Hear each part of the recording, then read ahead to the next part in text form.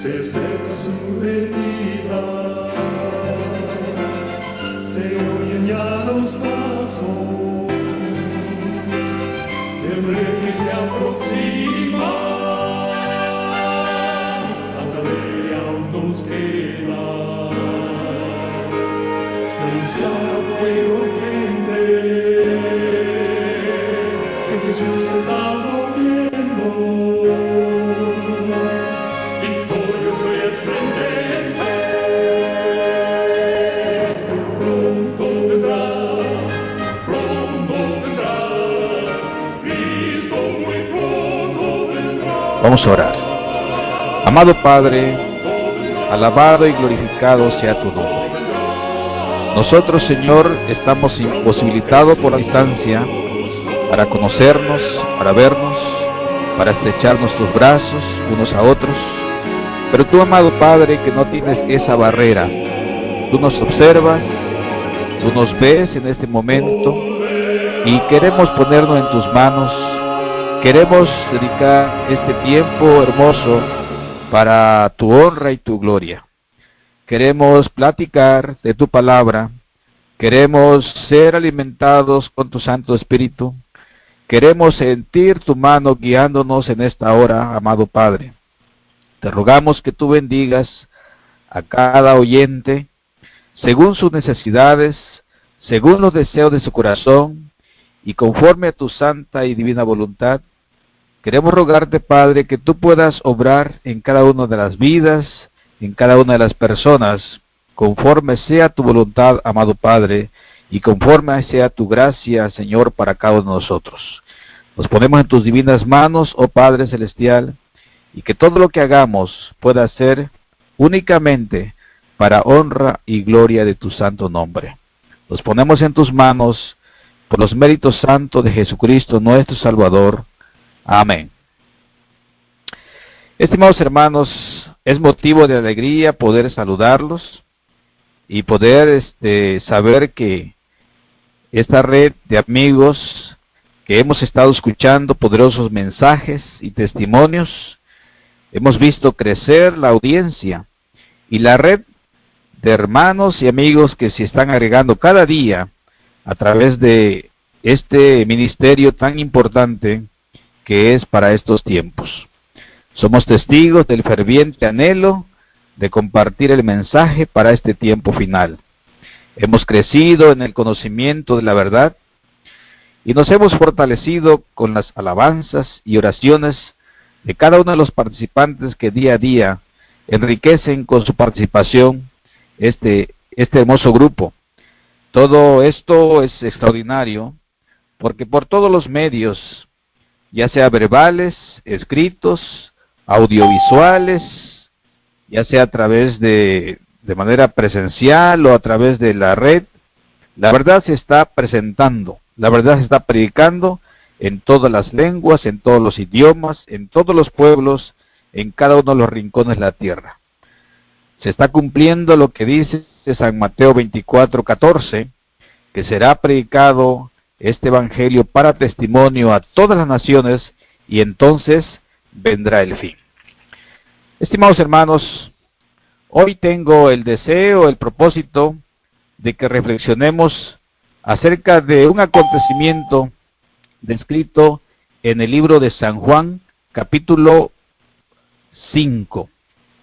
Por eso el título del mensaje de esta tarde lleva por título Paralítico yo, porque es mi deseo que podamos hoy reflexionar acerca de este encuentro que Jesús tuvo en esa ocasión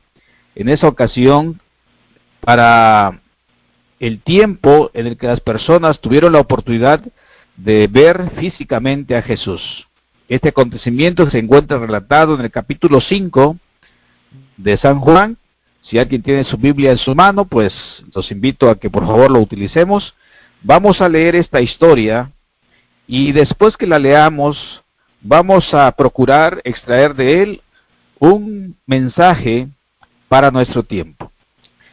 Bien, dice la palabra santa de esta manera. Después de estas cosas, había una fiesta de los judíos y subió Jesús a Jerusalén. Y hay en Jerusalén, cerca de la puerta de las ovejas, un estanque llamado en hebreo Betesda, el cual tiene 5 pórticos. En estos yacía una multitud de enfermos, ciegos, cojos y paralíticos que esperaban el movimiento del agua, porque un ángel descendía de tiempo en tiempo al estanque y agitaba el agua, y el primero que descendía al estanque después del movimiento del agua quedaba sano de cualquier enfermedad que tuviese. Y había allí un hombre que hacía 38 años que estaba enfermo. Cuando Jesús lo vio acostado y supo que llevaba mucho tiempo así, le dijo: ¿quieres ser sano? Señor, le respondió el enfermo, no tengo quien me meta en el estanque cuando se agita el agua, y entre tanto que yo voy, otro desciende antes que yo. Jesús le dijo: levántate, toma tu lecho y anda. Y al instante aquel hombre fue sanado, y tomó su lecho y anduvo, y era día de reposo aquel día.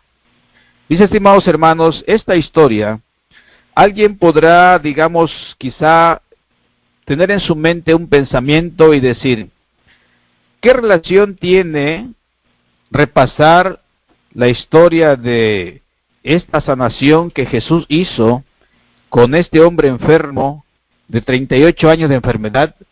Alguien podría decir: ¿qué relación tiene para poderlo traer a este tiempo en el que lo que necesitamos es escuchar la verdad presente, la verdad acerca de lo que está por acontecer, la verdad acerca de los eventos que son los preocupantes para poder conocer este tiempo final?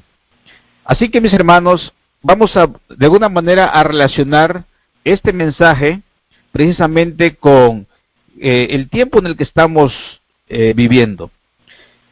Ya repasamos la historia, ahora vamos a tratar de extraer la enseñanza para nosotros. Dice la historia que había una fiesta de los judíos en Jerusalén y que a ese lugar subió Jesús. Muy bien, había una fiesta ¿de quién? De los judíos. ¿En dónde? En Jerusalén. ¿Y quién asistió también a este lugar? Nuestro Señor Jesucristo. Bien, ¿quiénes son las personas que acuden a una fiesta? ¿Y qué los mueve a ir a una fiesta?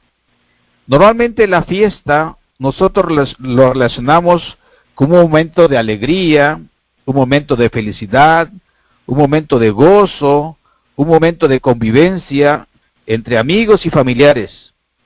Y esa fiesta se supone que es para personas que están sanas, para personas que tienen la posibilidad de ir por sus propios medios y disfrutar del evento. Así que aquí hay un contraste, ¿verdad? Porque la historia dice claramente que esta era una fiesta, era un momento de festejo de los judíos que estaban en Jerusalén, y allí llegó Jesús. Pero luego la historia cambia y deja por un lado la fiesta de los judíos y se enfoca al hecho de que allí había un estanque llamado Betesda. Y dice el versículo 3 que en este estanque, dice, en estos yacía una multitud. Una gran cantidad de personas. Multitud es una gran cantidad de personas. Y dice que su condición era una multitud de enfermos, ciegos, cojos y paralíticos que esperaban el movimiento del agua.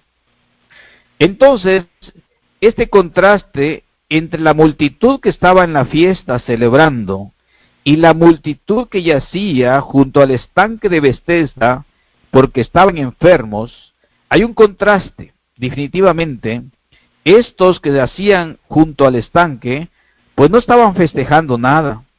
No tenían oportunidad de estar gozosos, no tenían oportunidad de estar cantando o danzando. Esta multitud contraria a los que estaban de fiesta, estos estaban tristes, atribulados, acongojados, afligidos, por causa de su enfermedad. Había allí la pluma inspirada, habla de una manera plural. No dice nada más que había un ciego o un cojo, dice enfermos. ¿De qué tipo? Ciegos, cojos y paralíticos. Habían varios ciegos, varios cojos, varios paralíticos que estaban esperando un milagro de salud.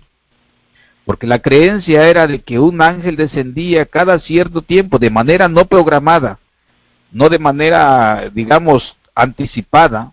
Tenían que tener puestos los ojos, todos los enfermos tenían que tener los ojos puestos en el agua, porque al movimiento del agua tenían que no estar distraído, tenían que estar pendiente de que en el momento que el agua se moviera, era el momento oportuno para lanzarse al estanque, y el primero que descendía al estanque se creía que quedaba sano de cualquier enfermedad. Es importante entonces esto cuando dice de cualquier enfermedad, es decir, que la esperanza de recibir la sanación no era solamente para enfermedades leves, sino la esperanza era de poder ser sanado de cualquier enfermedad. No importa el tiempo, no importa la condición del cuerpo ya desgastado, no importa la edad. Se creía que al que descendía por el primer movimiento del agua, automáticamente quedaba sano de cualquier enfermedad. Y saben que sin duda alguna, en este estanque era el lugar donde llegaban las personas, los cuales habían agotado sus recursos, ya buscando solución para sus problemas a través de la medicina de aquellos tiempos. Suele suceder que el ser humano actúa de esa manera. Suele suceder que el ser humano primero agota todo su potencial, primero agota todos sus recursos, todo lo que esté a su alcance. Primero hace contacto con la ciencia, con los médicos, con los hospitales, y busca toda la manera posible de resolver su problema de salud. Y casi siempre, yo he escuchado testimonios de personas que dicen que cuando finalmente se agotó toda posibilidad de encontrar la salud, entonces dicen, ya no me queda otra que ponerme en las manos de Dios. Y ese tipo de testimonio, aunque es motivante, porque sabe uno que en Dios hay salud y hay esperanza, sin embargo, cuán agradable fuera que las personas dijeran que tan pronto como salieron enfermos, que tan pronto cuando se les diagnosticó un mal, tan pronto lo primero que hicieron fue ir a buscar al autor de la salud, que es Cristo Jesús.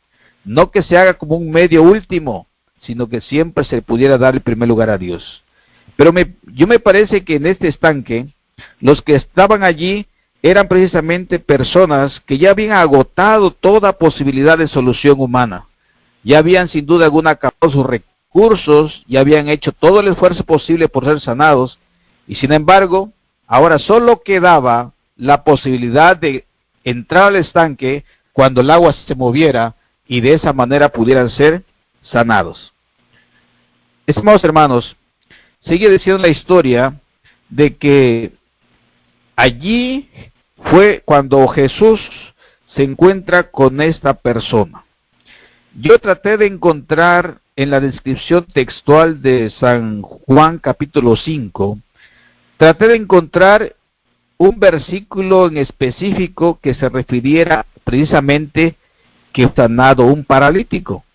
Sin embargo, curiosamente, yo no encuentro aquí que de manera específica diga que es un paralítico. La verdad es que si leemos de manera textual dice y había allí un hombre que hacía 38 años que estaba enfermo. Dice, había allí un hombre que hacía 38 años que estaba enfermo. Cuando Jesús lo vio acostado y supo que llevaba ya mucho tiempo así, le dijo, ¿quieres ser sano? Se deduce que es paralítico porque dice que estaba enfermo y que lo vio acostado y que la orden fue, levántate, toma tu lecho y anda. Es decir, se deduce que este hombre era un paralítico. Sin embargo, de manera textual, el texto no lo aclara, porque también el cojo bien podría estar acostado en su lecho, ¿verdad? También el enfermo, los otros tipos de enfermos, pues si estaban débiles de muchos años, bien podrían estar recostados en un lecho. Sin embargo, no vamos a echar la mente a volar simplemente porque lo que interesa aquí es el hecho de que Jesús se fija no en todos. Aunque la multitud que estaba allí, todos estaban enfermos, y este estanque de 5 pórticos, el estanque estaba rodeado de personas necesitadas, que día a día, sin duda alguna, estaban buscando solución a su problema. Pero Jesús toma en atención a este hombre que estaba recostado en su lecho, y entonces le fija la mirada y le pregunta si quería ser sano. Pareciera una pregunta, digamos, innecesaria, puesto que se supone que todas las personas que estaban allí, precisamente estaban allí buscando su salud. Sin embargo, la pregunta tenía el propósito de que la persona realmente pudiera escudriñar su corazón de manera personal, de manera íntima, de manera racional, y ante la pregunta directa que se le hizo, ¿quiere ser sano? Jesús lo que quería es extraer de los labios de esta persona una confesión de fe, una confesión de esperanza, una que articulara palabras en el que realmente dijera, yo como reconociendo, estoy enfermo, no tengo otra solución, no tengo otra posibilidad, no tengo otra necesidad. Toda mi necesidad se centra en el hecho de que quiero ser sano. Saben, hermanos, muchas veces reconocemos que tenemos necesidades y tenemos tantas necesidades y muchas veces agarramos y nos ponemos a orar y queremos decirle a Dios, Señor, te ruego que soluciones mis problemas, te ruego que soluciones mis necesidades, y hasta decimos, tú ya conoces mis necesidades. Y hasta decimos, Señor, tú ya sabes qué es lo que necesito. Es más, no necesito decírtelo porque tú ya sabes lo que me falta. Saben, hermanos, de que muchas veces ni siquiera tenemos la capacidad de reconocer cuál es nuestra auténtica necesidad. Muchas veces no tenemos la capacidad de establecer la prioridad de nuestras necesidades. ¿Qué es más importante? ¿Qué es lo que realmente requerimos? ¿Es una necesidad de trabajo? ¿Es una necesidad de salud? ¿Es una necesidad de crecimiento espiritual? ¿Es una necesidad de conocimiento? ¿Es una necesidad de mayor fe? No sabemos pedir, por eso muchas veces no tenemos la respuesta. Por eso aquí Jesús, pues sin duda alguna este hombre tenía necesidad también de dinero, tenía necesidad quizá de alimento, tenía necesidad sin duda alguna de un buen hogar, tenía necesidad de que sus amigos no lo abandonaran. Pero Jesús le dijo, oye, ¿estás aquí porque realmente quieres ser sano? Y entonces el hombre dijo, Señor, no tengo quien me meta en el estanque cuando se agita el agua, y entre tanto que yo voy, otro desciende antes que yo. Es decir, él dijo, yo soy incapaz de poder llegar al lugar donde puedo ser sanado.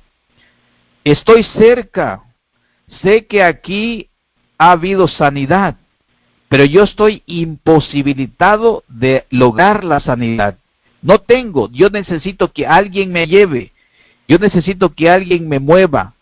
Yo dependo de terceras personas para que me logren estar pendiente de mí, que no me abandonen, que no solo me traigan cerca del agua, sino que se queden conmigo y estén tan pendientes del movimiento del agua como que si fuera su propia necesidad.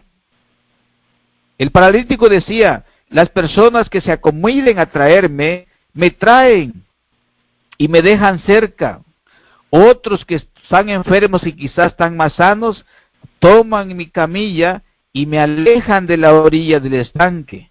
Y entonces yo quedo distante de la posibilidad de recibir la salud. Es decir, no hay persona alguna que se quede conmigo atendiendo mi necesidad, comprendiendo mi necesidad y que no suelte la camilla, que me tengan sostenido en sus manos y que tan pronto el agua se mueva, pueda ser introducido al agua para alcanzar mi salud. No puedo.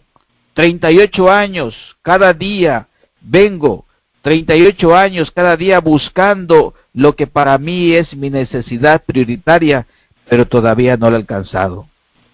Entonces Jesús, identificándose con esa ferviente deseo de ser sano, le dice, levántate, toma tu lecho y anda.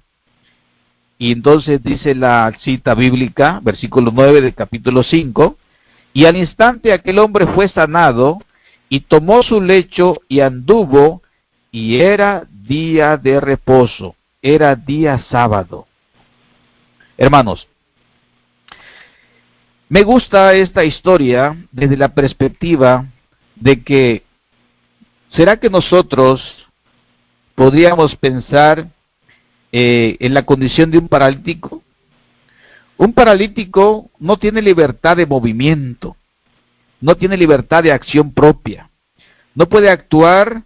Un paralítico requiere de otros para ser llevado de un lado a otro lado. Un paralítico debe esperar la ayuda de terceras personas. Un paralítico no hace todo lo que él quisiera. Y saben, hermanos, que si nosotros nos ponemos a pensar en la pregunta del tema de esta noche, ¿paralítico y yo? ¿Acaso nosotros, cuando nos acercamos a ese estanque simbolizado ahora, el lugar donde había sanidad, nosotros vamos a la iglesia o vamos a un centro de reunión donde se habla de la palabra de Dios y vamos por nuestros propios medios físicos, ciertamente? Por tanto, no estamos paralíticos físicamente. Sin embargo, pudiera ser que estamos inmovilizados, pudiera ser que estamos incapacitados de tomar nuestras propias decisiones, pudiera ser que estamos siendo quizá llevados de un lugar a otro por la voluntad de terceras personas, pudiera ser que no estamos tomando nuestras propias elecciones para caminar por nuestros propios medios, con la ayuda únicamente de Cristo Jesús. ¿Paralítico yo? Estimados, estamos en tiempos finales. Estamos seguros de que Cristo viene pronto. Estamos viendo el cumplimiento de la profecía ante nuestros ojos. Estamos viendo cómo cada paso que damos, cada día que pasa, nos confirma que este tiempo se acaba, que Cristo viene pronto, que todo apunta al hecho de que no hay más tiempo, no hay más historia, no hay más profecía, no hay más acontecimientos, que lo que únicamente falta es prácticamente que Cristo venga por segunda vez. Y ahora me encanta, por ejemplo, lo que sucede en esta red. Poderosos mensajes, poderosos testimonios que pretenden movilizarnos, que pretenden llevarnos a la acción. Cuando uno se entera de lo que está pasando en la tierra, cuando uno se espera lo que está pasando en el ambiente social, en el ambiente político, en el ambiente económico, en el ambiente religioso, cuando uno ve que lo que está pasando aún a través de la naturaleza, a través de los problemas de guerras, a través del desarrollo de ese poder que está gobernando el mundo y que ya solo le falta pequeñas hilos por atar para que finalmente tome el control del mundo sobre la tierra. Todas esas cosas son los mensajes necesarios para despertar. No hay motivo para seguir siendo paralíticos espirituales. No hay razón por la cual sigamos atados a una camilla, a un lecho que nos impide avanzar. ¿Saben, hermanos, que me llama la atención cuando este hombre no desistió de 38 años de estar buscando su salud?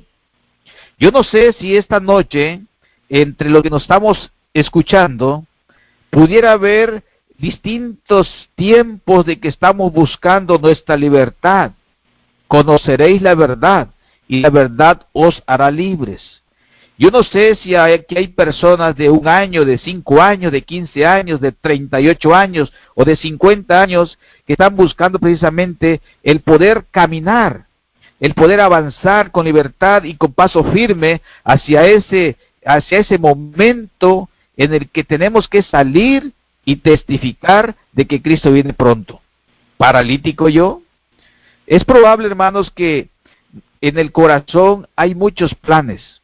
Es probable que en la mente hay proyectos.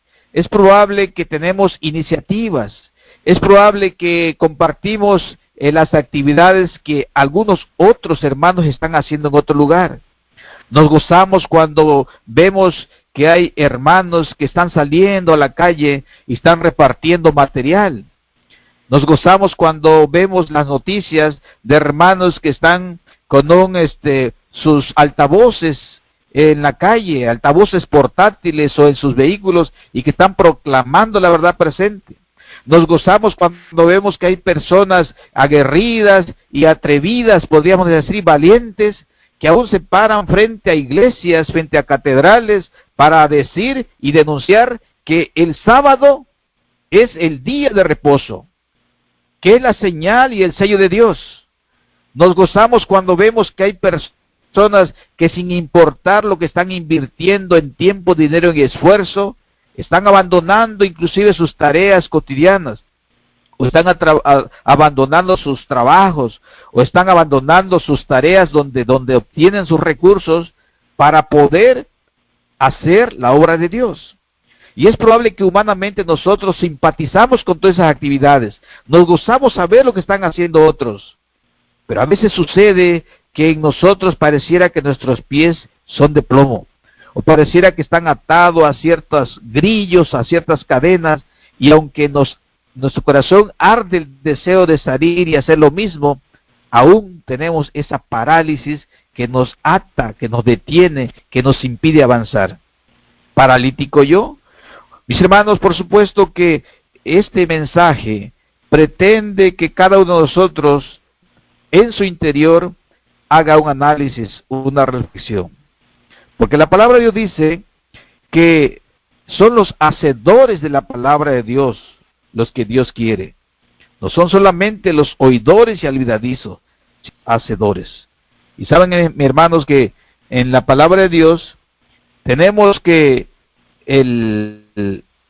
la verdad, tenemos la certeza, tenemos la seguridad, tenemos la confirmación de que si cumplimos con la misión encomendada por Cristo Jesús, Él va delante de nosotros.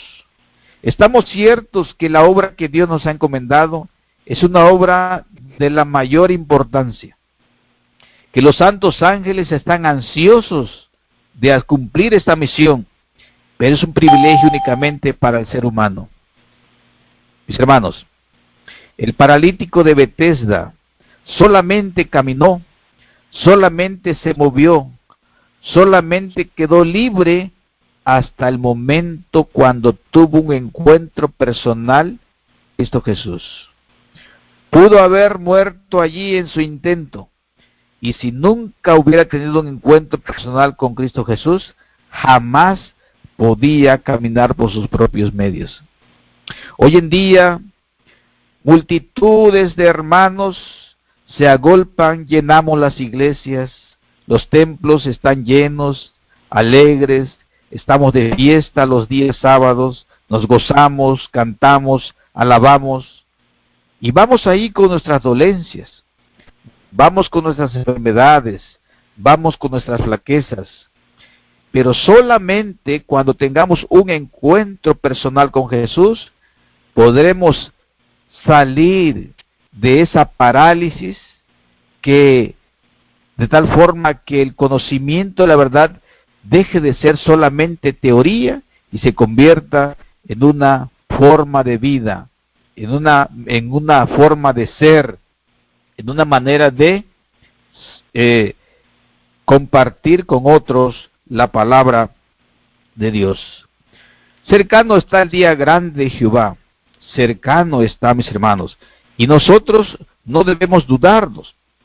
Ahora, ¿qué estamos pensando al aferrarnos egoístamente a nuestra comodidad, mientras que en derredor nuestro hay almas que perecen? ¿Cuál es el riesgo? El riesgo es que si nosotros no nos movemos, que si no caminamos, si no avanzamos y solamente tenemos planes y proyectos, no se van a concretar jamás, solamente por el pensar. La obra está terminando rápidamente y por todas partes vemos que la maldad aumenta. El pecado realmente se está haciendo ahora un arte. Es toda una disciplina el pecado. Tenemos solamente un corto tiempo para trabajar. Y si no despertamos del sueño, del letargo, de la parálisis, y si no nos consagramos, y si no tenemos ese anhelo de que hubo en Cristo Jesús de salvar a otros, ¿qué va a pasar? Hermanos, si despertamos y si no despertamos y continuamos durmiendo, ¿qué va a pasar? ¿De qué manera? Por supuesto que la obra de Dios se va a realizar, pero no va a ser por causa nuestra, no va a ser por medio nuestro.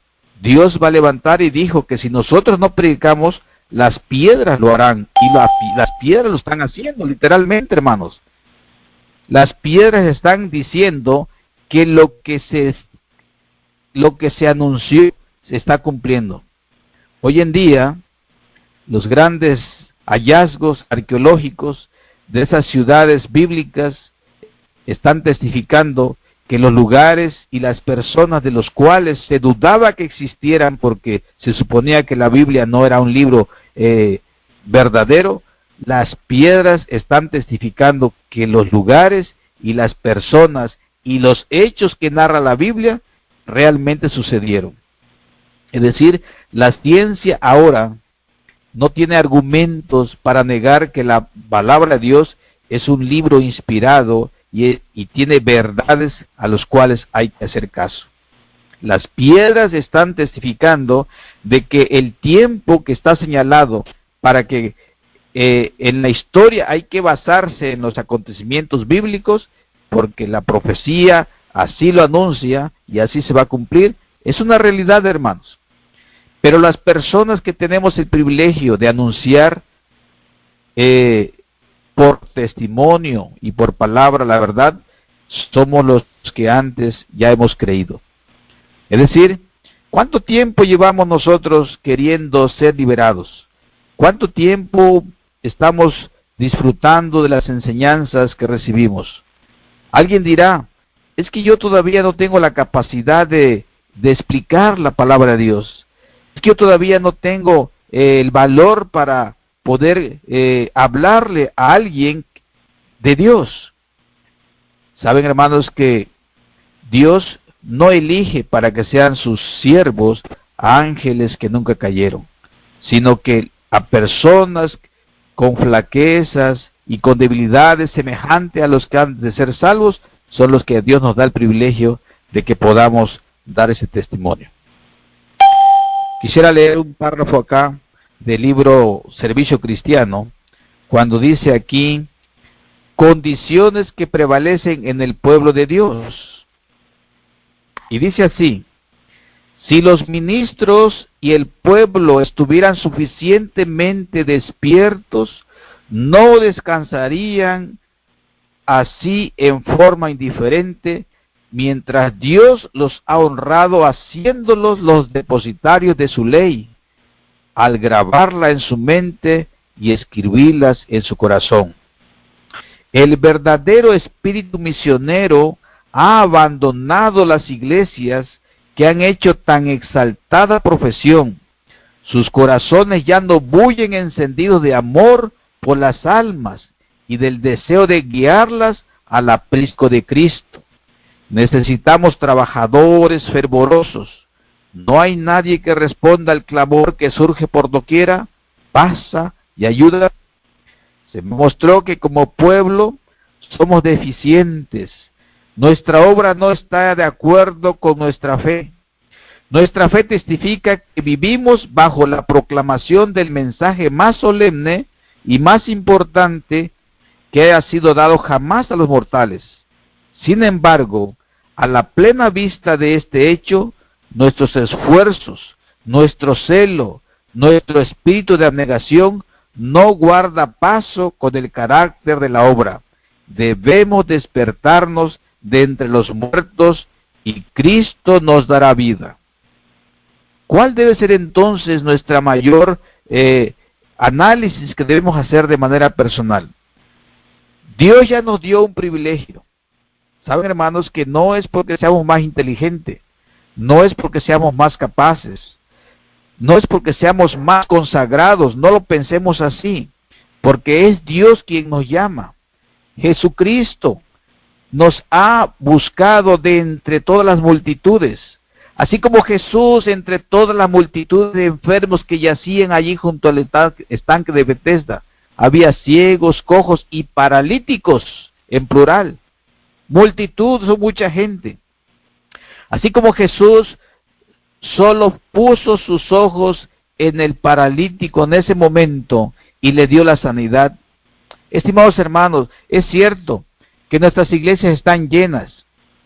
Están multitudes allí de hermanos que todos vamos buscando la sanidad espiritual.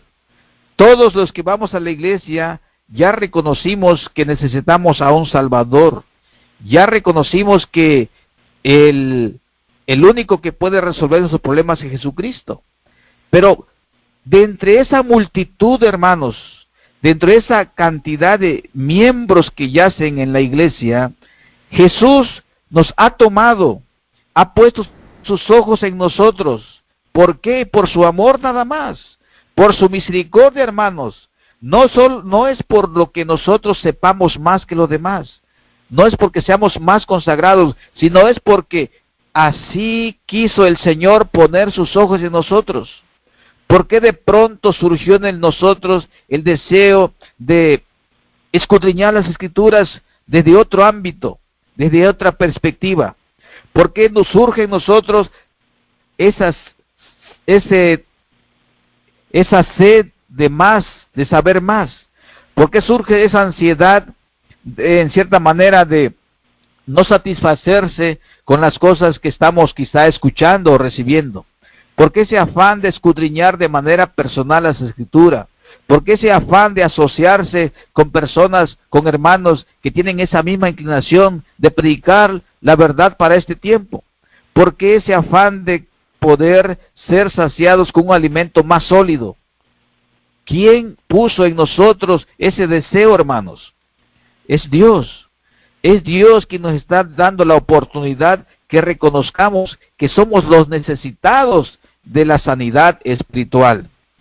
Pero a cambio de eso, cuando nosotros recibamos esa sanidad, no es para que solamente lo disfrutemos de manera personal, es para que precisamente con esa libertad de movimiento podamos movernos hacia compartir, hacia engrandecer, hacia fructificar en el hecho de que Dios nos ha salvado. Me llama la atención cuando Jesucristo sanaba a una persona, los enviaba: ve y cuenta las maravillas que Dios ha hecho contigo. Saben, hermanos, que lo que necesitamos nosotros realmente es un análisis individual. Muchas veces podemos encontrar las deficiencias de los demás. Muchas veces podemos fácilmente distinguir en qué punto está fallando la otra parte. Muchas veces podemos casi hacerle un diagnóstico a un hermano y decirle: si tú corrigieras esto, otra cosa sería tu vida espiritual. Pero no siempre nos detenemos a mirar hacia adentro de nosotros.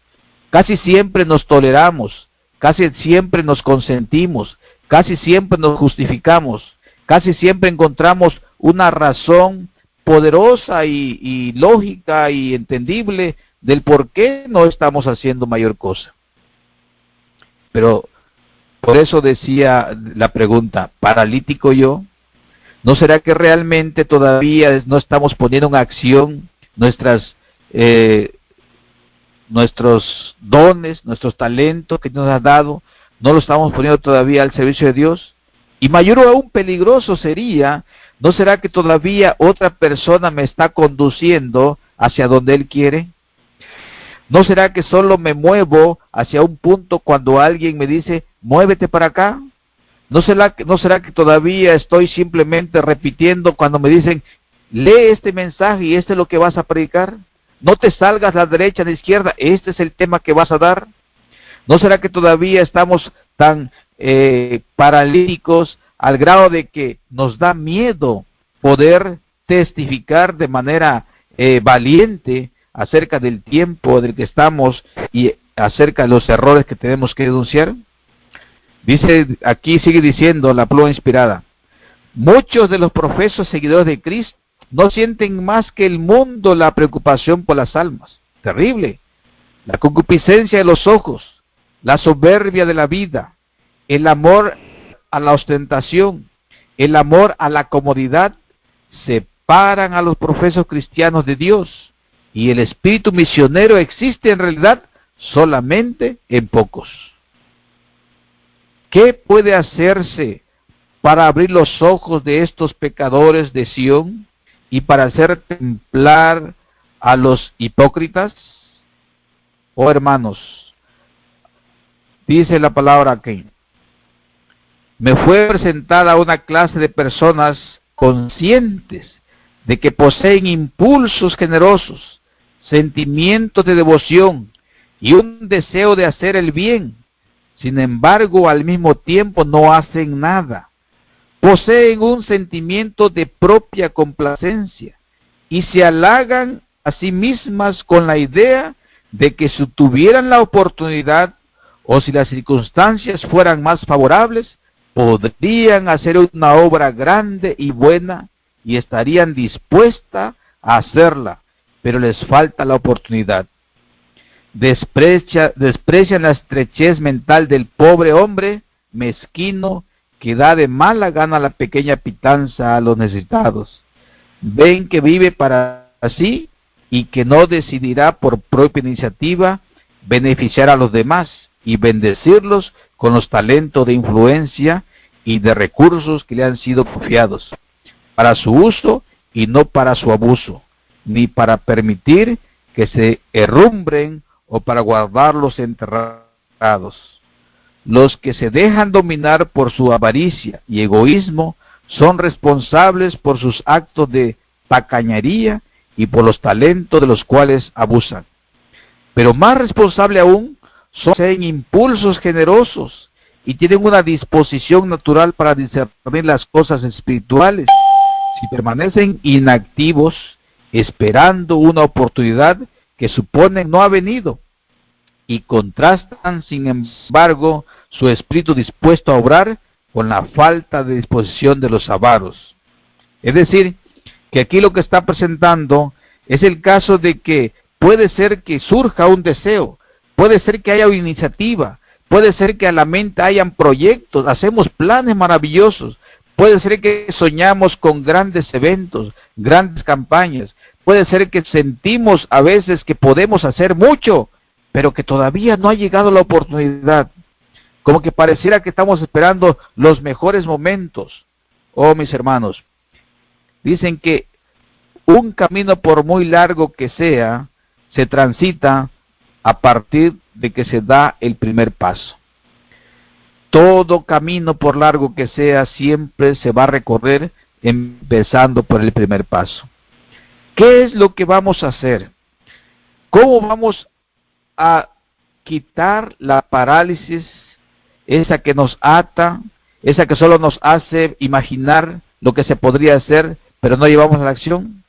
Por supuesto, yo no estoy hablando de manera general, precisamente porque sé que dentro de este grupo tan maravilloso hay hermanos que ya tomaron la iniciativa, ya nos cuentan su testimonio, ya nos cuentan su experiencia, ya nos cuentan con alegría de qué manera han estado haciendo crecer un grupo, o han salido de la ciudad al campo, o han ido a los grandes empresarios y le están dando a conocer los planes de Dios, y están inclusive compartiendo la fe de manera directa y personal en su centro de trabajo o en las calles. Pero saben, hermanos, no son todos. En la iglesia yo sé que hay multitudes de hermanos bien intencionados. En la iglesia hay multitudes de hermanos que suponen que cuando reciban la lluvia tardía van a levantarse para proclamar el mensaje final. El pueblo de Dios debe recibir la amonestación y discernir las señales de los tiempos. Las señales de la venida de Cristo son demasiado claras para que se las pongan en duda. En vista de estas cosas, cada uno de los que profesan la verdad debe ser un predicador vivo, es decir, un predicador activo, un predicador que avance. Dios invita a todos, tanto predicadores como laicos, a que se despierten. Todo el cielo está conmovido. Las escenas de la historia terrenal están llegando rápidamente a su fin. Vivimos en medio de los peligros de los postreros días. Mayores peligros nos esperan y sin embargo no estamos despiertos. La falta de actividad y fervor en la causa de Dios es espantosa.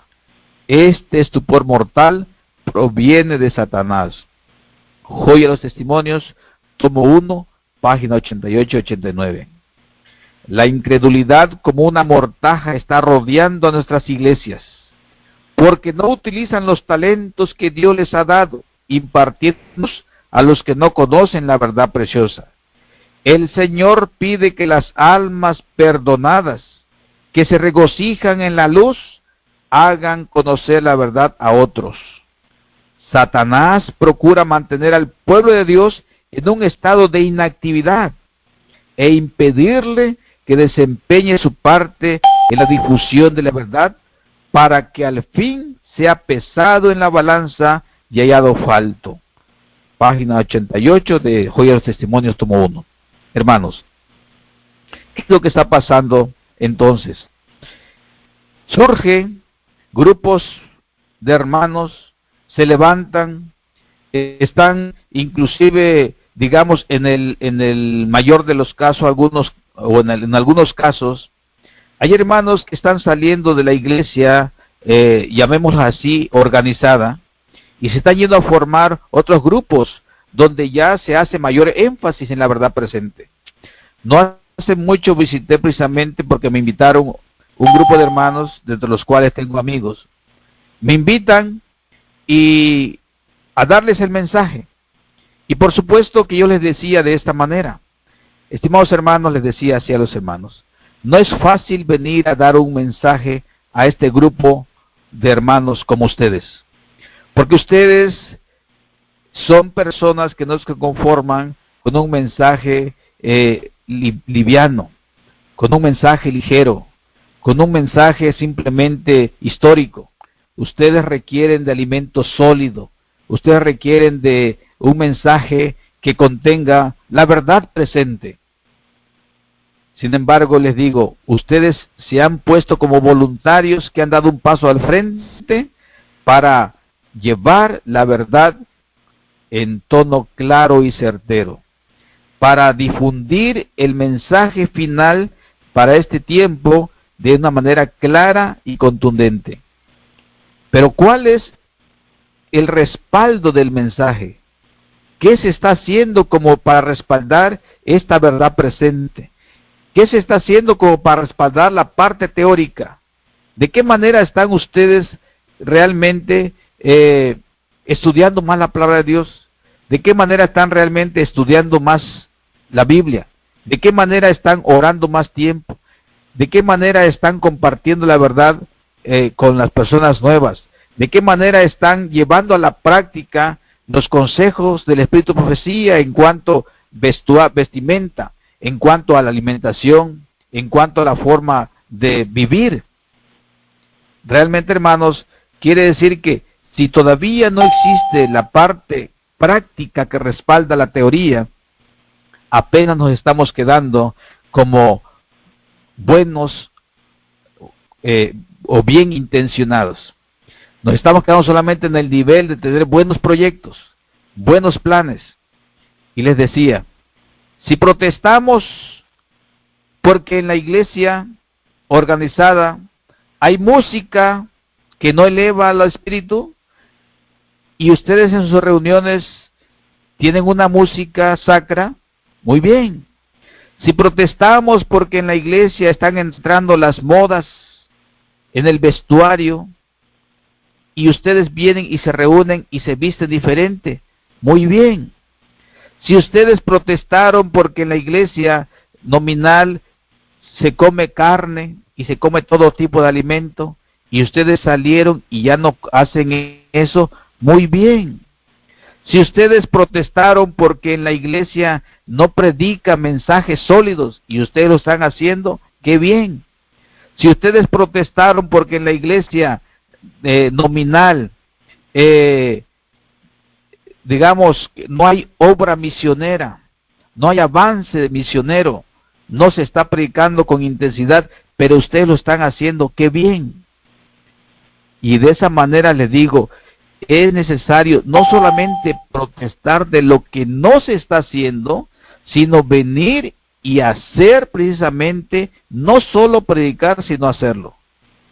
Y en esta noche, hermano, el propósito del mensaje precisamente va encaminado a que nosotros, que de alguna manera nos consideramos como despiertos en este tiempo, quiero pensar así, porque cuando leo los comentarios, cuando escucho los mensajes, cuando veo las transcripciones de los párrafos del Espíritu de Profecía, cuando escucho los señalamientos, sé que hay un reto, hay un anhelo, hay un deseo. Somos, digamos, como los reformadores del tiempo actual, del tiempo presente. Es decir, como que pareciera ser que por esa razón estamos siendo antipáticos, estamos siendo inaceptables, porque estamos prácticamente protestando de lo que no hay, de lo que debiera haber y no vemos. Pero, ¿cuál es el respaldo en la vida práctica? ¿De qué manera estamos procediendo cada día en nuestro diario vivir?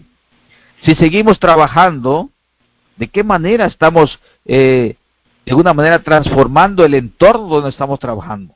Si estamos haciendo negocios, transacciones comerciales, ¿de qué manera estamos siendo verdaderamente transparentes y genuinos en nuestra forma de ser? Si estamos conviviendo con los que no conocen a Dios, ¿de qué manera nos mueve realmente el poderle hablar de Cristo Jesús? Y aun cuando señalamos los errores de los que conocen la verdad, ¿cuál es el espíritu que nos mueve? Es importante buscar en nosotros qué espíritu nos mueve. ¿Realmente queremos redimir las almas? ¿Realmente estamos queriendo, amamos al que peca? ¿Amamos a aquel que yerra? ¿Realmente queremos verlo en el reino de los cielos? ¿O nos alegramos de que algún alto ministro cometa errores? ¿O nos alegramos de que hay catástrofes, pecados, podríamos decir, muy alarmantes en el seno de la organización? Yo creo que nadie que se alegre de la caída de un ser cristiano. Yo creo que nadie que se alegre de la derrota espiritual de un miembro de iglesia puede ser movido por un buen espíritu. Cristo Jesús, aun cuando le hablaba a los fariseos, aun cuando les llamaba sepulcros blanqueados, aun cuando les decía hipócritas, Jesús, sus palabras iban revestidas de un anhelo de rescatarlos, de un anhelo de despertar su conciencia, de un deseo de que buscaran en su corazón, precisamente, y que quitaran de ellos la simple apariencia de piedad, y que realmente en una vida práctica pudieran dar testimonio de que vivían conforme a la verdad. Y ahora para nosotros, ojalá pudiéramos tener a Jesús delante de nosotros. ¿Cuál es el concepto que Cristo tendría en nosotros? ¿Nos ve activo? ¿Nos ve congruente con lo que hablamos? ¿Nos ve que realmente estamos no solo buscando elevar las normas, sino que estamos viviendo en esas altas normas del cristianismo? ¿Qué hacemos cuando somos quizá criticados, o somos insultados, o somos ofendidos injustamente? Vamos a pensar así. ¿De qué manera reaccionamos ante un ataque directo que pudiéramos decir hiere nuestros sentimientos? ¿Queda paz en nuestra vida? ¿O queremos buscar ocasión para la venganza? ¿De qué manera realmente estamos nosotros siendo liberados de esa parálisis, de esa dura, de ese sueño? Se torna entonces interesante. Dice aquí la palabra de Dios: cuando estudio las Escrituras me alarmo ante la condición de Israel de Dios en estos últimos días. Se los exhorta a huir de la idolatría. Temo que estén dormidos y tan conformes con el mundo que será difícil distinguir entre el que sirve a Dios y el que no le sirve. La distancia entre Cristo y su pueblo se amplía y se estrecha la que separa a los cristianos del mundo. Las señales de distinción entre el profeso pueblo de Cristo y el mundo casi ha desaparecido. Así como el Israel de antaño, ellos van tras las abominaciones de las naciones que los rodean. Testimonios, tomo 1, página 277. ¿Cuál es nuestra condición, hermanos? ¿Cuál es lo que podemos encontrar? ¿Qué es lo que Federico Guzmán puede encontrar en su corazón? ¿Qué es lo que yo puedo encontrar en mi vida? ¿Soy como el metal que resina, retiñe, el címbalo que retiñe? ¿O realmente hay en mi vida un anhelo, un fervor de que ser justificado delante de los ojos de Dios? ¿Busco acaso la aprobación de los hombres? ¿Me conformo quizá con solo que digan, es un buen miembro de iglesia, o es un buen cristiano, o tiene estas cualidades? ¿Hasta ahí llega mi anhelo? ¿Es acaso que si la aprobación del hombre lo que me califica para estar firme en el tiempo de la persecución? ¿Verdad que no, hermanos? Es decir, que nosotros realmente debemos buscar la aprobación de Dios. Y saben que ser aprobado por Dios no garantiza ser aprobado por los hombres. Y ser aprobado por los hombres no garantiza ser aprobado por Dios. Sin embargo, si nuestro anhelo es buscar la aprobación de Dios, aunque los hombres nos reprueben, tenemos la aprobación de lo alto, y eso es lo más importante. Que consistir solamente en convencer al ser humano de que yo me estoy preparando y lo estoy haciendo bien.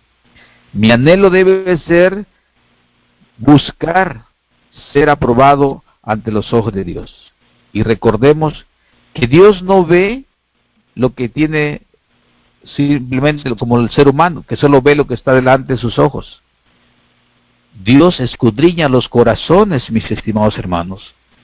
Y es de manera como debemos tener cuidado de que caminemos delante de Él con reverencia.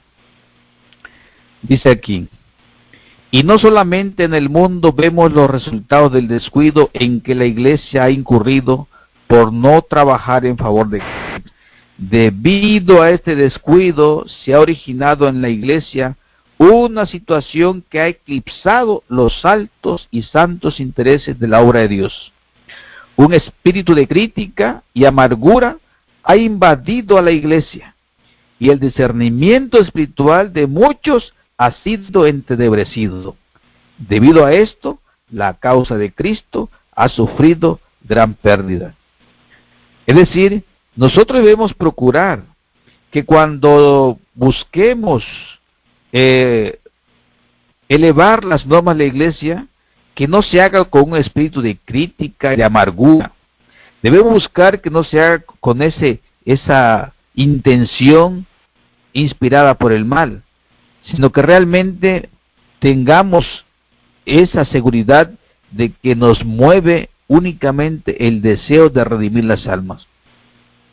Me da tristeza cuando a veces se trata con liviandad la vida de un hermano de la iglesia. Cuando su nombre pasa ante una junta y se le declara prácticamente que tiene las cualidades suficientes para ser desfraternizado. Me duele cuando veo que es simplemente restar un número de la estadística, que no importa si esa persona estuvo tantos años en la iglesia, basta que no encaja en el perfil de la calificación humana para declararlo que es indigno de permanecer en los libros de la iglesia. Me duele la actitud cuando se supone de que debería mover el amor para rescatar esa alma. Si ya conoce de Cristo, ¿en qué punto se ha apartado? ¿En qué punto dejó de tener relación con Cristo? Pero mayor aún, ¿qué tal que si el que lo estamos calificando como rebelde es a causa de que está mayormente deseoso de hacer la voluntad de Dios?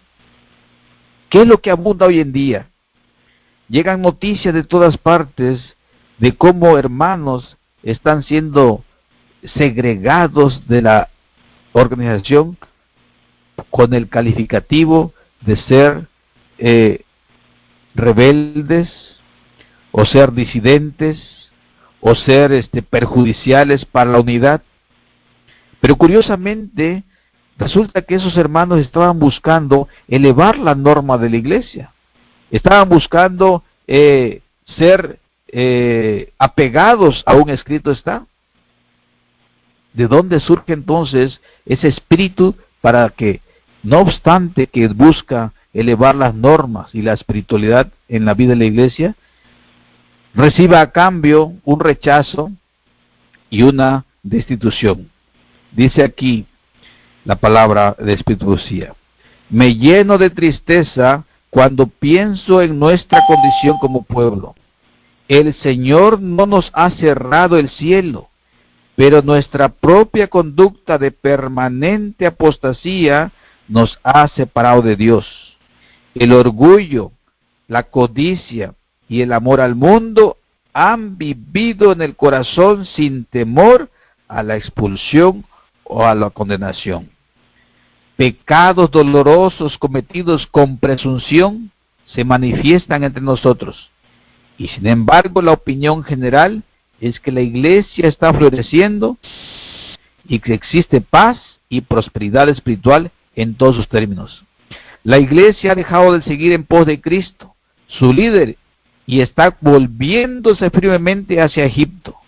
Sin embargo, pocos están alarmados o sorprendidos por su falta de poder espiritual. La duda y hasta el descreimiento de los testimonios del Espíritu de Dios están leudando nuestras iglesias por doquiera. Satanás quiere que esto ocurra así. Tomo 5 de Testimonios, página 217. No es falta de conocimiento, por lo que el pueblo de Dios perece actualmente. No serán condenados a causa de que no conocen el camino, la verdad y la vida. la verdad que alcanzaron a comprender, la luz que ha brillado en su alma, pero que han descuidado o rechazado, los condenará. Los que nunca han tenido una luz que rechazar, no serán condenados. ¿Qué más podía haberse hecho por la viña del Señor? Luz, luz preciosa brilla sobre el pueblo de Dios, pero ella no los salvará, a menos que consientan en ser salvados por ella, vivan plenamente a la altura de ella y la transmitan a los demás que se hallan en tinieblas. Testimonios, tomo 2, página 123. Es decir, amados hermanos, que queda evidenciado que no es la cantidad de conocimiento que el ser humano tenga, ni siquiera es la cantidad de buenas intenciones que pudiera tener para transformar las cosas, es la acción y es la vida práctica. Lo que finalmente evidencia que hay un anhelo verdadero es cuando no solamente se aprende, sino se lleva a la práctica. Las iglesias necesitan tener los ojos ungidos con el colirio celestial, para que vean las muchas oportunidades que por doquiera se las presentan para servir a Dios. El Señor ha pedido reiteradamente a su pueblo que salga a los caminos y a los vallados y fuerce a los hombres a entrar para que se llene su casa. Y sin embargo, a la sombra de nuestras propias puertas, hay familias en las cuales no hemos manifestado suficiente interés para inducirlas a pensar que cuidamos de sus almas. Hermanos, San Pablo, cuando le imponía un reto elevado a sus oyentes, cuando les imponía una meta tan elevada, San Pablo, cuando los motivaba a alcanzar las mayores alturas en su relación con Cristo, tenía la precaución de decir: yo mismo no pretendo haberlo ya alcanzado, sino una cosa hago, olvidando lo que queda atrás, prosigo al supremo llamamiento, al blanco que tengo por delante. Es decir, hermanos, nadie vaya a pensar que Federico Guzmán es un cristiano hecho y derecho a conforme la palabra de Dios está retando. Pero es mi anhelo, hermanos. Quiso Dios poner en mi mente el transmitir esta preocupación, porque es un tema que hemos analizado, es una situación que hemos escudriñado en nuestros corazones, al darnos cuenta que todavía no existe una congruencia entre ese ideal en la mente y esa acción en la vida práctica. Todavía nos damos cuenta que pasan por nuestro lado o viven cerca de nuestros hogares personas a los cuales, a pesar que lo hemos visto varias veces o muchas veces o por años, no nos hemos atrevido a hablarles de lo que pronto vendrá. Nos alarma cuando nos damos cuenta con que tenemos amigos con los cuales hemos convivido quizás desde la secundaria y por muchos años hemos sido amigos y que todavía no hemos sido capaces de transmitirle el mensaje de la verdad. Nos alarma cuando todavía nos damos cuenta que tan pronto, tantito nos distraemos y estamos haciendo planes quizá para construir una nueva casa o para comprar un terreno o para cambiar de coche. Es decir, que basta un momento de distracción para empezar a poner nuevamente los ojos en la tierra. Basta un momento de paz. Cuando viene la aflicción, clamamos a Dios. Buscamos una respuesta. Nos sentimos pequeñitos y nos refugiamos en esa esperanza de ser escuchados. Pero tan pronto viene la calma, pasa la dificultad y la angustia, nuestros planes se convierten otra vez en terrenales. Soñamos quizá con que nuestros hijos los veamos casados, quizás soñamos con que nuestros nietos los veamos graduados, quizás soñamos con que todavía podamos viajar a lugares paradisíacos. Y solamente cuando ponemos nuestros ojos en las cosas que realmente están sucediendo, entonces es cuando comprendemos que no estamos en sintonía con lo que predicamos. Quizá no sea el único que tenga ese problema.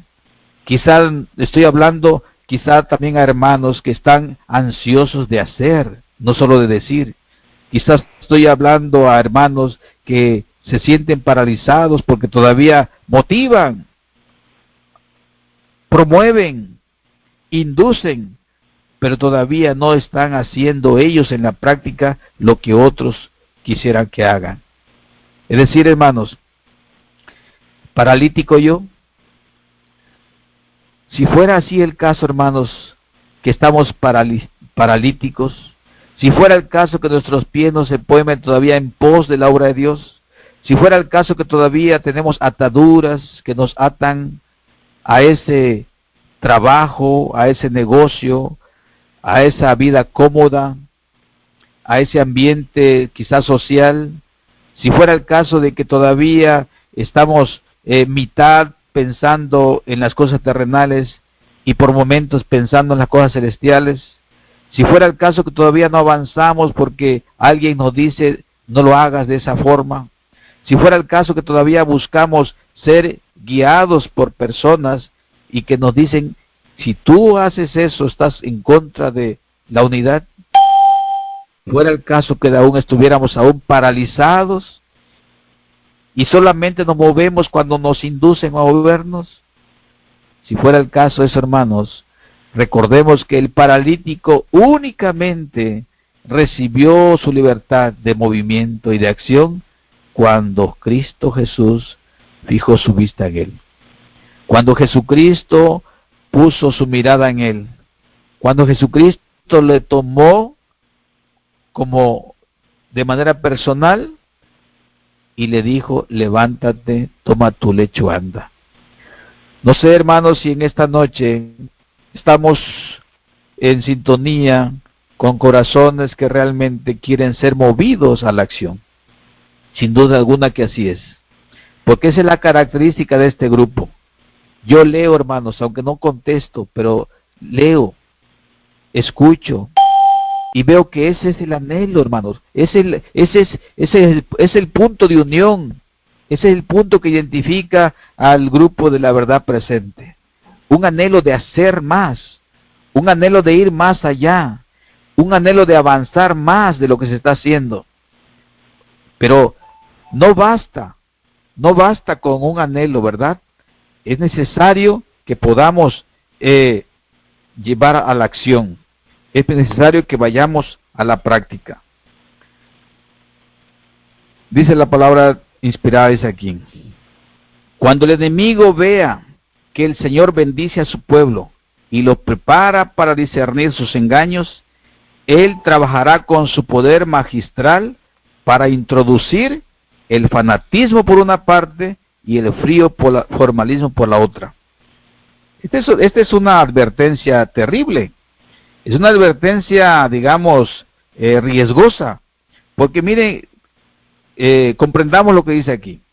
Cuando el enemigo vea que el Señor bendice a su pueblo y lo prepara para discernir sus engaños, Él trabajará con su poder magistral para introducir el fanatismo por una parte y el frío formalismo por otra, a fin de que pueda recoger una cosecha de almas. Es decir, ¿cuál es el riesgo?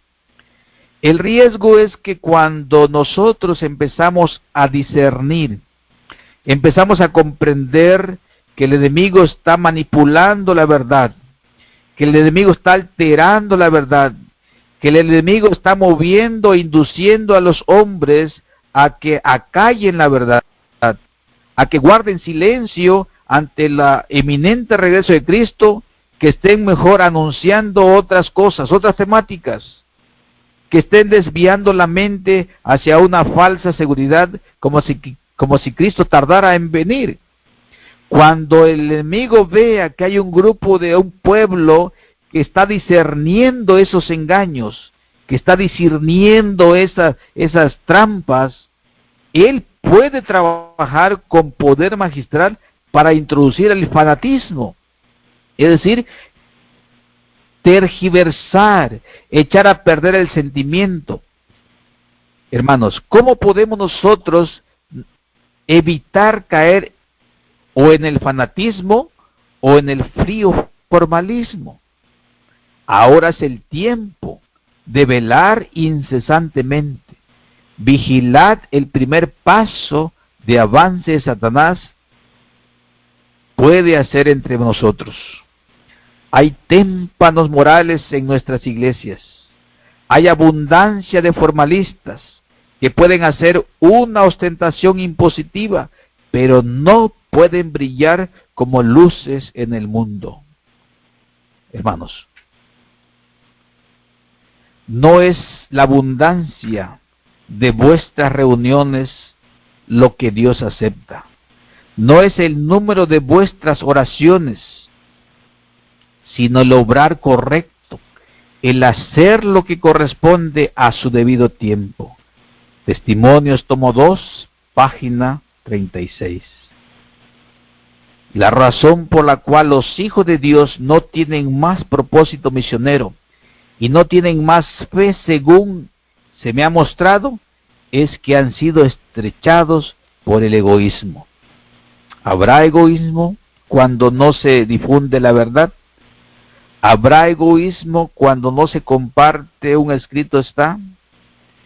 ¿O habrá amor cuando, a pesar de que puede ser señalado y puede ser odiado o perseguido, te mueve el deseo de que otros también alcancen la salud, la salvación? ¿Cuál es el espíritu que nos mueve? Hermanos, dice acá la palabra de Dios: los cristianos deben prepararse para lo que pronto ha de estallar sobre el mundo como sorpresa abrumadora. Y deben hacerlo estudiando diligentemente la palabra de Dios y esforzándose por conformar su vida con sus preceptos. Es decir, prácticamente a la ley y al testimonio, a la teoría y a la práctica. Dios pide un revivamiento y una reforma. Es decir, que ha llegado la hora de hacer una reforma completa.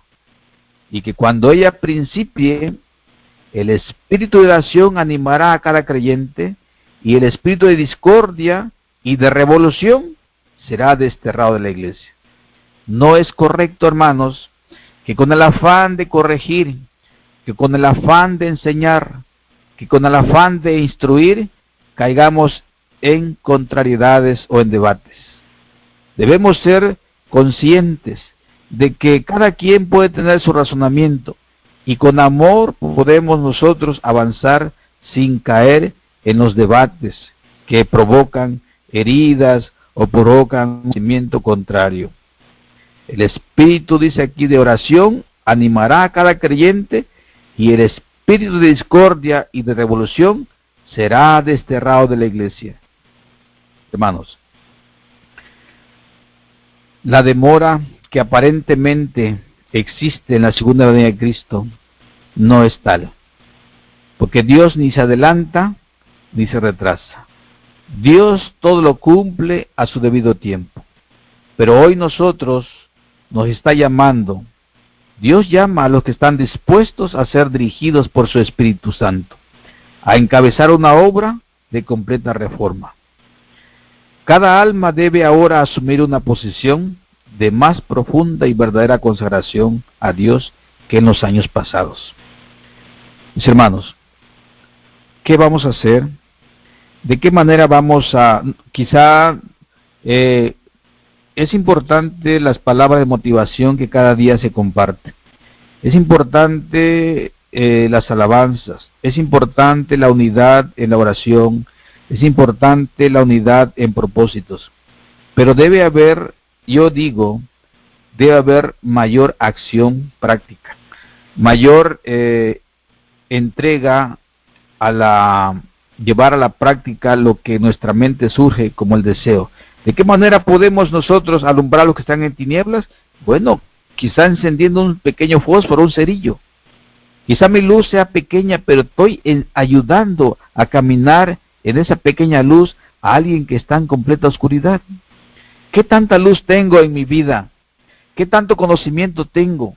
No esperemos llegar a la medida imaginaria que es hasta cuando podamos quizás discernir las grandes profecías de la palabra de Dios.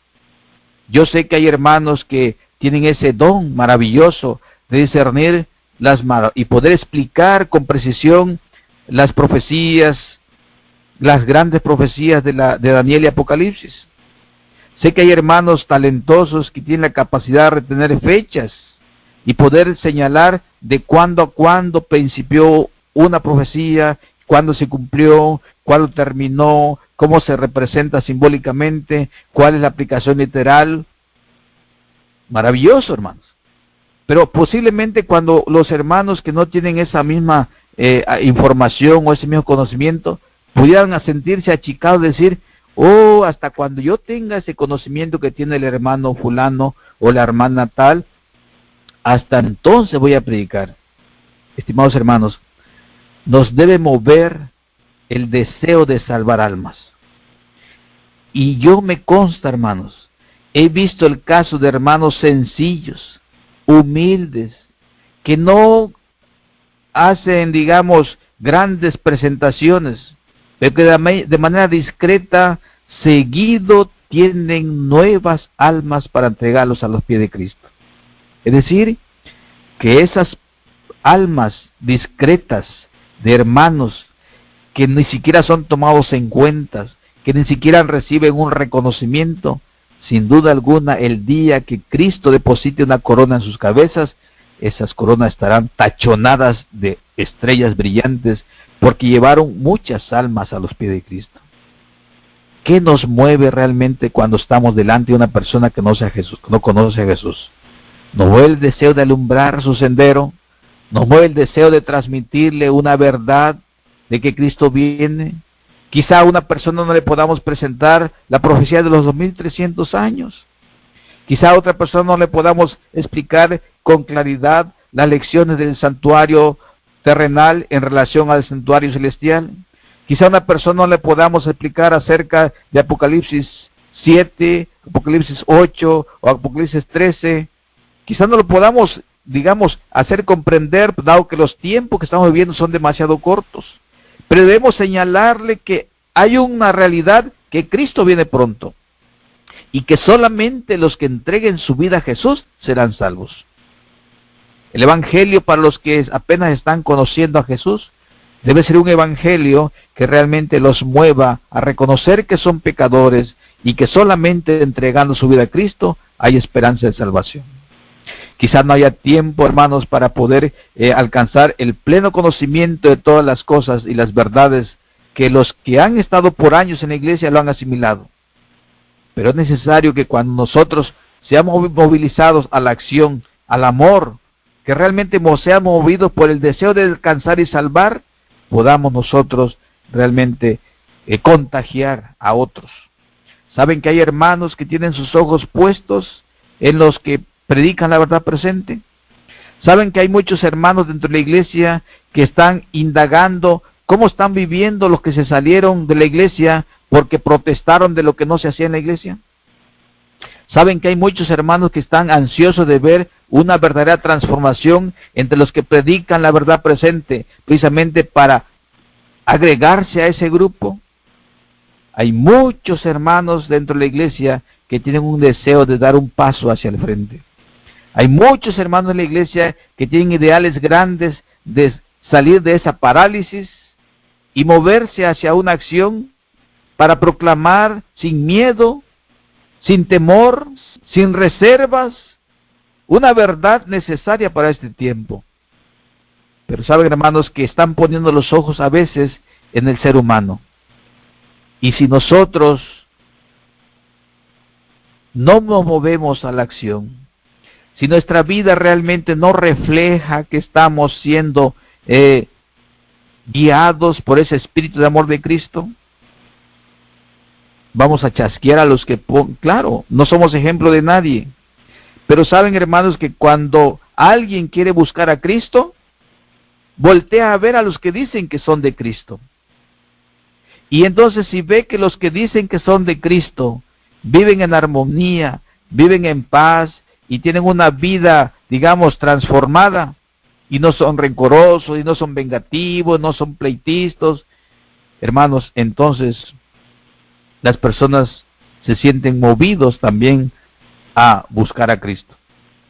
Pero qué tristeza sería que las personas voltearan a ver hacia los que estamos poniendo un alto a la bandera de la verdad presente y vieran que nuestros hechos no van a la par de nuestras palabras. Seríamos como piedra de tropiezos en lugar de ser guías o ayuda para que ellos se transformen. Hoy muchísimos de los que componen nuestras congregaciones están muertos en delitos y pecados. Van y vienen como la puerta sobre sus goznes. Durante años han escuchado complacientemente las verdades más solemnes y conmovedoras del alma, pero no las han puesto en práctica. Por lo tanto, son menos y menos sensibles a la preciosidad de la verdad. Aunque profesan tener piedad, niegan el poder de ella. Si continúan en este estado, Dios los rechazará. Se están incapacitando para ser miembros de su familia. Hoy los Testimonios, tomo 3, página 60. Muchos de los que se llaman cristianos son meros moralistas humanos. Han rechazado el don que podía haberlos capacitado para honrar a Cristo, representándolo ante el mundo. La obra del Espíritu Santo es para ellos una obra extraña. No son hacedores de la palabra. Los principios celestiales que distingue a los que son uno con Cristo de los que son uno con el mundo ya casi no se puede distinguir. ¡Qué terrible! Los profesos seguidores de Cristo no son más un pueblo separado y peculiar. La línea de demarcación es borrosa. El pueblo se está subordinando al mundo y sus prácticas y a sus costumbres, a su egoísmo. La iglesia ha vuelto al mundo en la transgresión de la ley, cuando el mundo debiera haber vuelto a la iglesia por la obediencia al decálogo. Diariamente la iglesia se está convirtiendo al mundo. ¡Qué terrible! Siempre hemos pensado que la iglesia en el mundo es una bendición, pero el mundo en la iglesia es una maldición. Y si Dios tiene un pueblo remanente de esta tierra, y si Dios siempre ha tenido un pueblo fiel, entonces, hermanos, debemos nosotros procurar, debemos nosotros buscar, encontrar en nosotros, hermanos, qué nos hace falta, de qué manera podemos llegar a ser simplemente moralistas y no hacedores de la palabra de Dios. Quisiera ir terminando con lo que está escrito aquí en el libro de Romanos, capítulo 2, versículo 17. Dice aquí la palabra: He aquí, tú tienes el sobrenombre de judío, y te apoyas en la ley, y te glorías en Dios, y conoces su voluntad, e instruido por la ley, apruebas lo mejor, y confías en que eres guía de los ciegos, luz de los que están en tinieblas, instructor de los indoctos, maestro de niños, que tienes en la ley la forma de la ciencia y la verdad. Tú pues que enseñas a otro, ¿no te enseñas a ti mismo? Tú que predicas que no se debe hurtar, hurtas. Tú que dices que no se debe adulterar, adulteras. Tú que abominas de los ídolos, cometes sacrilegio.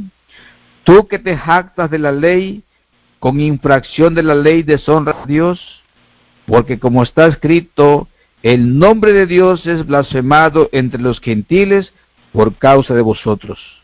Pues en verdad, la circuncisión aprovecha si guarda la ley, pero si eres transgresor de la ley, tu circuncisión viene a ser incircuncisión. Hermanos, esta carta que San Pablo les mandaba a los que conocían la verdad, el que conocían la palabra de Dios, los que conocían la santa ley, los que eran instructores en la verdad, esta amonestación que San Pablo le manda a los romanos, bien podría ser hoy día para todos los que reconozcamos que aún estamos lejos del ideal que Cristo quiere para nosotros. Es decir, ustedes saben que adulterar no es el acto en sí, sino puede ser incluso un pecado imaginario. Ustedes saben, hermanos, que matar no es necesariamente quitarle la vida a una persona, sino es, como Jesús lo explicó, es aún ofendiéndolos en palabras. Ustedes saben, hermanos, que robar no necesariamente es quitar algo material a otra persona. Bien puede ser el no cumplir un deber, el cobrar un salario sin devengarlo, el hacer un negocio injusto, el cobrar una cuenta indebida, el quedarse con un cambio que no me pertenece. Es tan amplio, hermanos. Por supuesto, yo creo que nadie alcanzará cumplir con las obras de la ley. Y de hecho, la salvación no es por cumplir las obras de la ley. Sabemos que la salvación es por gracia.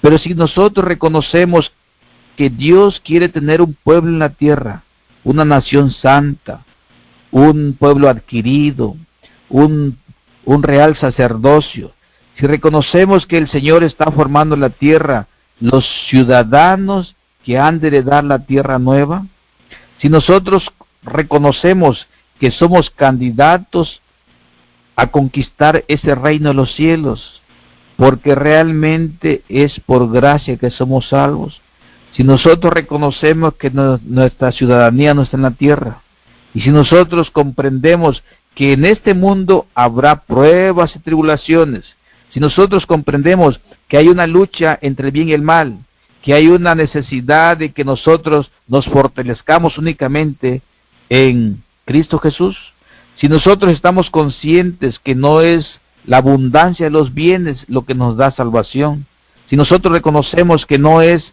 la grandeza de conquistar el mundo lo que realmente vale la pena, hermanos, entonces vamos a buscar a Jesús con esa seguridad de que no le vamos a buscar que nos libere de las aflicciones, porque es en las aflicciones quizá donde nosotros encontramos a Jesús. De manera breve, yo podría explicarles, hermanos, que en relación al evento de mi cirugía, yo quisiera no olvidar jamás ese momento de aflicción y tribulación que enfrenté en relación a una cirugía. A veces pensamos que no tenemos miedo, pero al enfrentarse a una cosa que no conocemos, el corazón se quebranta, tenemos miedo. Y saben, hermanos, que cuando nosotros sufrimos una calamidad, una tribulación, una enfermedad, debemos procurar nunca olvidarlo, porque en ese momento uno se siente tan frágil, tan necesitado de Dios, que en ese momento no hay pensamiento para cosas terrenales. Todos los pensamientos son únicamente estar a cuentas con Cristo Jesús. Ojalá que todos los días reconociéramos nuestra fragilidad. Ojalá que todos los días supiéramos que estamos expuestos a la muerte. Ojalá que cada día pudiéramos comprender que un segundo de vida es una obra maravillosa de Dios. Ojalá que pudiéramos nosotros realmente ser nuestra mente tan comprendida de que es un privilegio, hermanos, es un privilegio, es una gran obra de misericordia de Dios haber conocido la verdad. Pero ahora esa verdad nos debe hacer libres, nos debe arrancar de esa parálisis y nos debe mover a la acción. Ojalá, mis hermanos, que en esta noche pudieran haber decisiones en nuestros corazones, que pudieran haber propósitos de pensar qué vamos a hacer ya, cómo vamos a llevar a la práctica.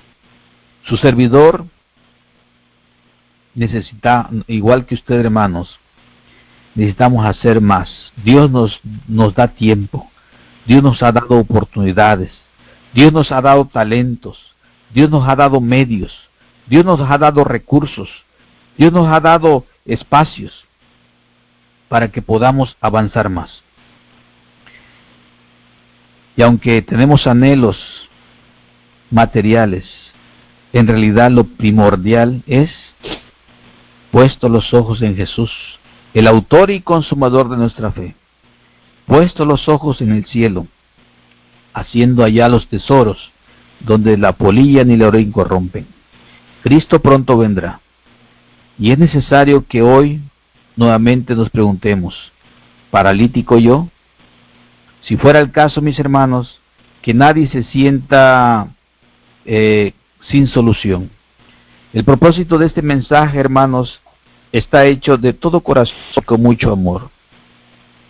La verdad es que sé que ya dimos un paso hacia adelante. Yo comprendo que este grupo está anheloso de hacer grandes hazañas para Cristo. Estoy seguro que se irán agregando hermanos que cada día más nos van a enriquecer con sus experiencias, con sus testimonios.